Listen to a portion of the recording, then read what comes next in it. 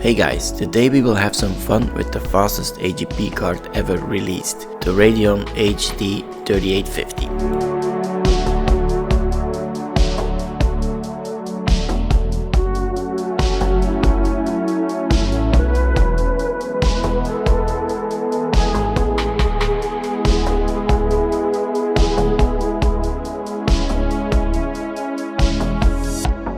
You can already find a lot of great content on YouTube about this card. For instance, by Phil's Computer Lab or Retro Hardware. But I'm taking a different approach and focusing on overclocking the card.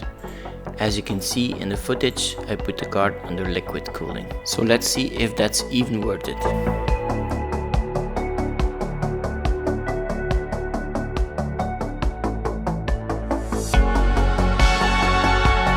Before I installed the water block, I wanted to see how far I could overclock the card with the stock cooling fan.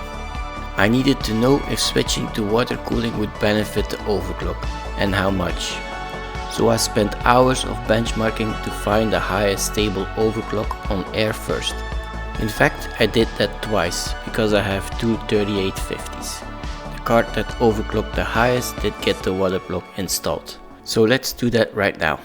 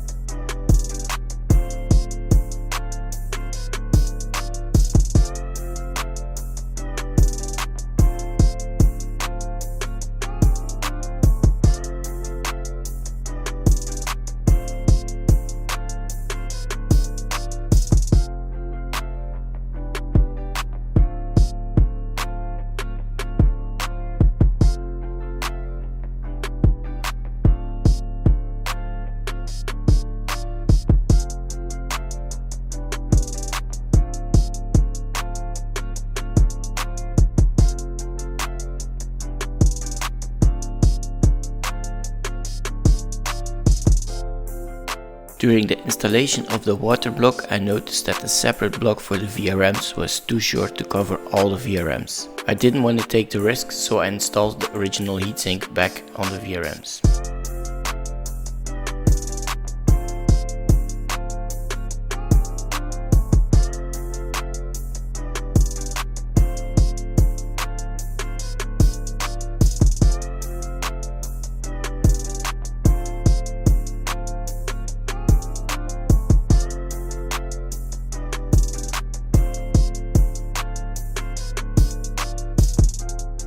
The thermal pads that came with the box were very sticky and quite annoying to apply. In fact, off camera I replaced them with Gillette GP Extreme thermal pads.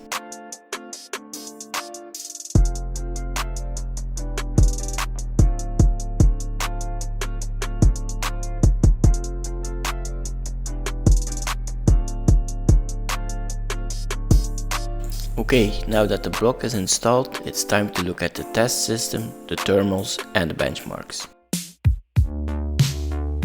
The motherboard I'm using is the 4-core dual SATA 2 from Asrock. You can watch my other video I made with Nathan from Pixel Pipes to learn more about fast AGP motherboards. I'm using the Intel Core 2 Extreme QX6950 and 2GB of DDR2. To eliminate the CPU bottleneck, I overclocked the bus speed to 280 MHz with the core clock of 3.5 GHz. But unfortunately that was not stable, so I switched to the default 266 MHz bus speed with the core clock of 3.2 GHz for all the benchmarks. Time to look at some charts, and let's start with the thermals. As you can see, switching to liquid cooling made a big difference. The temperature went down by 18 degrees on the core and 5 degrees on the memory at full load. Keeping the GPU cool did help the overclock.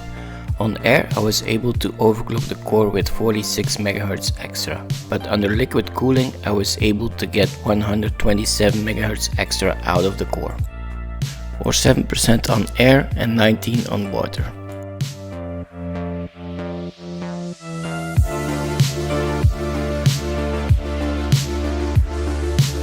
Now that we know the overclocking results, let's have a look at the benchmarks. I used 3D Mark 2001 and 2003 for the synthetic benchmarks, and Doom 3 and Crysis for the gaming benchmarks.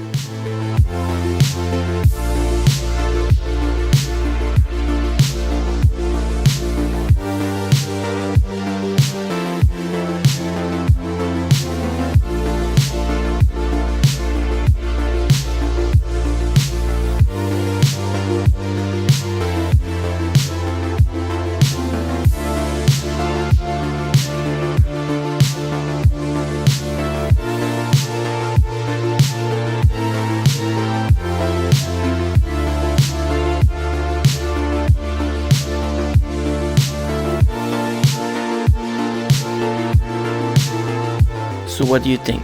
Is water cooling this GPU worth the trouble? In any case, I had fun during this project and I hope you enjoyed this video as well. I'll see you in the next one.